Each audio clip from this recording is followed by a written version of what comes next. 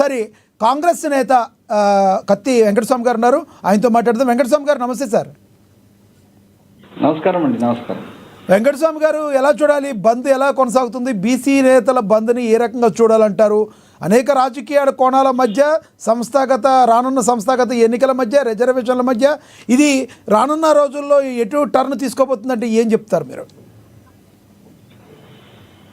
ముందుగా ఈ బంద్కు సమర్థనటువంటి అన్ని వర్గాలు, వ్యాపార వర్గాలు, ఉద్యోగ వర్గాలు, తర్వాత బీసీ వర్గాలు, లేకపోతే ఎస్సీ వర్గాలు, ఎస్టీ వర్గాలు, అన్ని వర్గాలు ఈ బంద్కు సమ్మతి తెలిపినందుకు నేను కాంగ్రెస్ పార్టీ పక్షాన, నా వ్యక్తిగతంగా ఒక బీసీ బిడ్డగా వాళ్ళందరికీ కూడా ధన్యవాదాలు చెప్తున్నాను. సో ఇక్కడ మనకొకటి ఈ బంద్ ఏదైతే ఉందో, గతంలో జరిగినటువంటి అనేక బంద్లు, తెలంగాణ ఉద్యమంలో కూడా మేము బంద్లు చేసినాం, లేదా కొన్ని సమస్యల మీద బంద్లు జరిగినాయి, కొన్ని కులాలకు, కొన్ని మతాలకు, ఇట్లా చాలా బంద్లు జరిగినాయి. కానీ దేశ చరిత్రలో ఈ బంద్ మాత్రము ఒక పాజిటివ్ యాంగిల్లో ఉన్నటువంటి బంద్. వాళ్ళ పార్టీల ఎజెండాలు ఏమున్నప్పటికీ పార్టీలన్నీ కూడా ఏకకంఠంతో ఇవాళ బీసీ రిజర్వేషన్ ఎన్హాన్స్మెంట్ను సమర్థిస్తున్నాయి. అలాగే ఉద్యోగ సంఘాలు, ఉపాధ్యాయ సంఘాలు, లేకపోతే ఇతరత్ర సంఘాలన్నీ కూడా దీనికి సమర్థన తెలియజేస్తున్నాయి. సో మంచి ఆ కన్సెన్సీ అలా పార్టీలను అదే రకంగా కోర్టుల కన్వెన్స్ చేసేసింది. సో ఇది మంచి పరిణామంగా నేను భావిస్తున్నాను. ఇది ఒక పాజిటివ్ బంద్ గానే, ఎవరి మీద ఎవరితో వ్యతిరేకత కాకుండా ఒక సమస్య, ఒక డిమాండ్, దానికి తెలంగాణలో ఉన్నటువంటి అన్ని వర్గాల సమ్మతి ఇవాళ ఈ బంద్ రూపంలో, ఈ నిరసన రూపంలో, బంద్ రూపంలో వచ్చింది. ఈవెన్ ప్రభుత్వం ఉన్న కాంగ్రెస్ పార్టీ కూడా దీంట్లో పాల్గొనడం, రెండు అధికారంలో ఉన్న పార్టీలు, రెండు జాతీయ పార్టీలు, అది కేంద్రంలో వాళ్ళు ఉన్నారు, రాష్ట్రంలో మేమున్నాం. ఈ రెండు పార్టీలతో పాటు మిగతా ప్రతిపక్షాలన్నీ కూడా అన్ని పక్షాలు ఇచ్చినాయి. కాబట్టి దీన్ని చాలా పాజిటివ్గా, చాలా ప్రశాంతంగా, ఏ విధమైనటువంటి అవాంఛనీయ సంఘటనలు చేయకుండా ఇప్పటివరకు జరిగినటువంటి బంద్ విషయంలో మనం అందరం కూడా సంతోషపడాల్సిన అవసరం లేదు. సంతోషపడాల్సిన అవసరం ఉంది. ఏ విధమైన శిష్యభిషలకు పోకుండా, ఏ విధమైనటువంటి విమర్శలు, దాడులు, ఇట్లాంటి చాలా బంధువులలో జరుగుతుంటాయి. ఇలా చాలా ప్రశాంతంగా, ముక్త కంఠంతో తెలంగాణ ప్రజానీకం, తెలంగాణ ఉద్యమంలో ఏకమైనట్టుగా ఇవాళ కూడా ఏకమైనందుకు నేనైతే ఒక ఉద్యమ బిడ్డగా, ఒక బీసీ బిడ్డగా, కాంగ్రెస్ కార్యకర్తగా నేనైతే సంతోషం చేస్తున్నాను. ఇదే ప్రశాంతతతోటి, ఇదే స్ఫూర్తితోటి, ఇదే ఆదర్శంతో ఈ రిజర్వేషన్ ఎన్హాన్స్మెంట్ కోసము అటు చట్టపరంగా కావచ్చు, ఇటు న్యాయపరంగా కావచ్చు, రెండుగా ఈ సమస్యను పరిష్కరించడం కోసం అన్ని రాజకీయ పక్షాలు చిత్తశుద్ధితో పనిచేయాలి. మాతో సహా అందరం, మేమేం ఎగ్జామ్షన్ కాదు. మేమైతే ఒక అడుగు ముందేసినాం.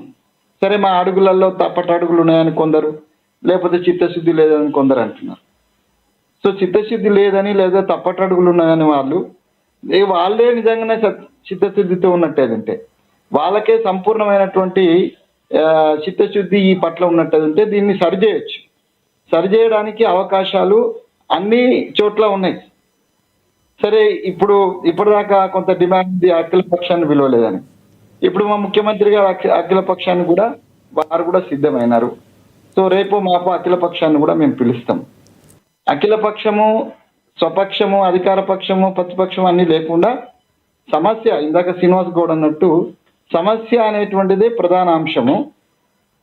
Not the individual agendas. ఒకటే ఎజెండా, జెండాలు వేరైనా ఒకటే ఎజెండా, బీసీ రిజర్వేషన్ యొక్క ఎన్హాన్స్మెంట్, 50% క్యాప్ తొలగించాలి. రామ్మోహన్ రావు గారు ఈ ఫీల్డ్లో అంటే న్యాయ కోవిదులుగా ఉన్నారు.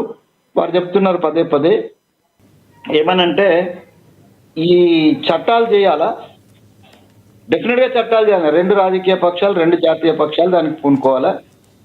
మమ్మల్ని ఎక్కువ తప్పు పడుతున్నారు వారు. ఎందుకంటే మేమే ఎక్కువ కాలం కేంద్రంలో మేము అధికారంలో ఉన్నాం. ఇవాళ ఈ రిజర్వేషన్ ఉన్నదంటే, ఈ రిజర్వేషన్ ఏ రిజర్వేషన్ ఉన్నది, ఎస్సీ ఉన్నా ఎస్టీ ఉన్నా, రాజ్యాంగ పరంగా ఇచ్చినా రాజ్యాంగ పరంగా ఇవ్వకపోయినా, ఏ సంక్షేమం అయినా కూడా ఇది కేవలం కాంగ్రెస్ పార్టీ ముందుకు దిగినటువంటి అంశమే.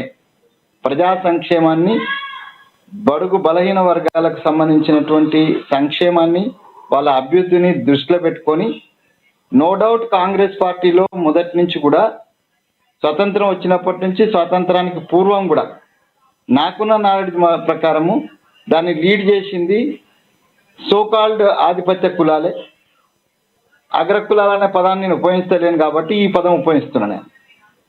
సో వాళ్ళు చేసినప్పటికీ వాళ్ళని కూడా కన్వీనెన్సీ, నెహ్రూ లాంటి వ్యక్తి ఈ హిమ్సెల్ఫ్ ఒక బ్రాహ్మణ కులానికి సంబంధించిన వాడు అయినప్పటికీ కూడా అంబేద్కర్ లాంటి ఒక మహానుభావుడు పెట్టినటువంటి అన్ని అంశాలను ఆయన పార్లమెంట్లోకి తీసుకొచ్చి చట్టాలు చేసి ఈ దేశంలో ఏ రిజర్వేషన్ వచ్చినా కూడా దానికి కారణం కాంగ్రెస్ పార్టీ.